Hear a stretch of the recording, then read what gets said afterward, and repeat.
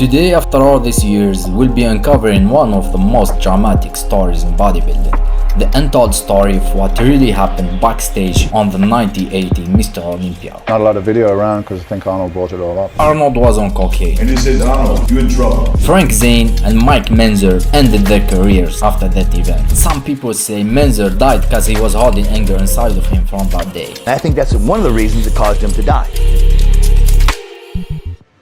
It was 1980 and the stage was set for the Mr Olympia contest in Sydney, Australia. And there was rumors about Arnold Schwarzenegger would make a surprise comeback to the stage. After retiring in 1975, Arnold had become more than just a bodybuilder. He was a movie star, a household name, and had a hand in shaping the bodybuilding community. The judges were his friends, the top guys, all on his side. But here's the kicker. Arnold had just finished shooting the movie and he claimed that he trained just for 8 weeks leading up to the 1980 Mr Olympia. Now, compare that to other athletes who dedicated their entire year to that one night. To put things in perspective, Frank Zane had been the reigning champion for 3 years, and Mike Mentzer, a young bodybuilder who had won the heavyweight category the year before, and he was the first ever bodybuilder to achieve a perfect score in bodybuilding history, with Frank Zane suffering a freak injury and losing 20 pounds of muscle. It seemed like the path was clear for Mentzer to snatch the title. But here's when the story started. Bodybuilding legend Bill Pearl, one of the judges, dropped out at the last minute. And backstage, all the bodybuilders were in shock when Arnold suddenly appeared, warming up and getting tense. The tension was palpable, words were exchanged, and Arnold's behavior raised eyebrows. It was not a normal contest. No one was talking or acting as the way they usually do. There was a strain and tension in the air all the way through. Some people say he was on cocaine that day. Yeah, you heard that right. Arnold Schwarzenegger was on cocaine at the Mr Olympia stage. They let him run wild. He was wild. Joe Weider told me later that Arnold was on cocaine that day. And you can see that, guys, obviously looking at the Arnold face, he was doing something, man. Look at that face. Anyway, and then the bodybuilder Boyako stood up for Arnold.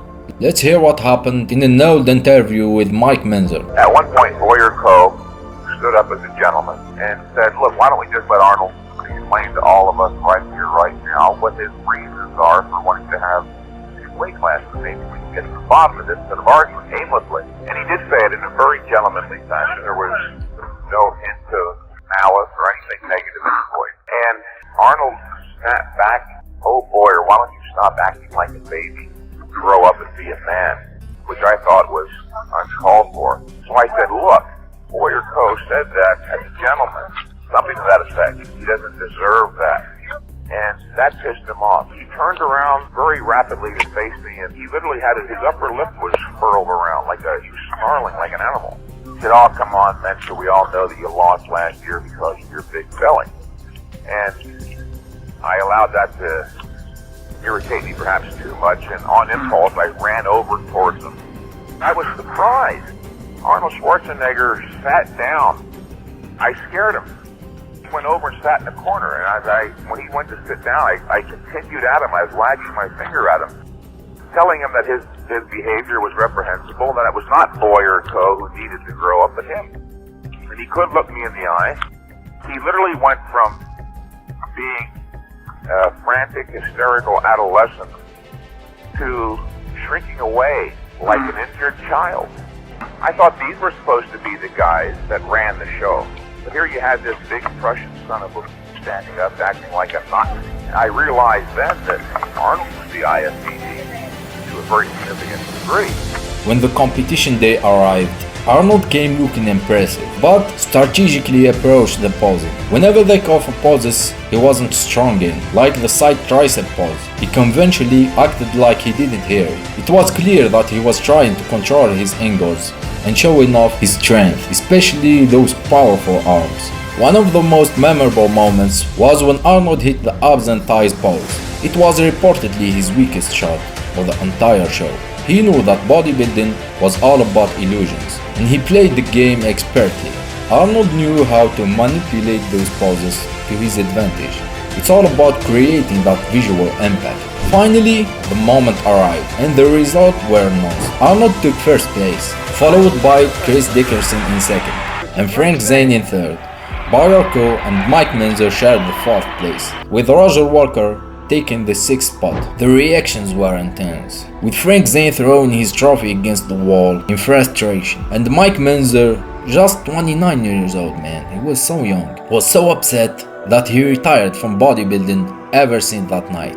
Even Tom Platz said, He got upset and carried this bitterness and carried this anger with him everywhere he went. And I think that's one of the reasons it caused him to die. The audience shared their frustration too. When Arnold was declared the winner and Mentzer was placed fifth, and even when Frank Zane got third, the crowd voiced their discontent with boos.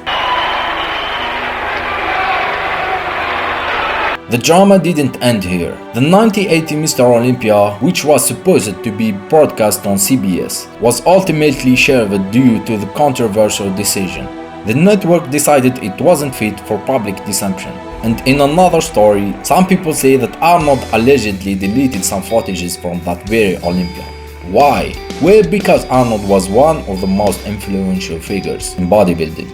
He had power, and as he say, with great power comes great responsibility. No, I don't know. I mean, look at pictures and it's not a lot of video around because I think Arnold brought it all up. So you can't watch it anymore.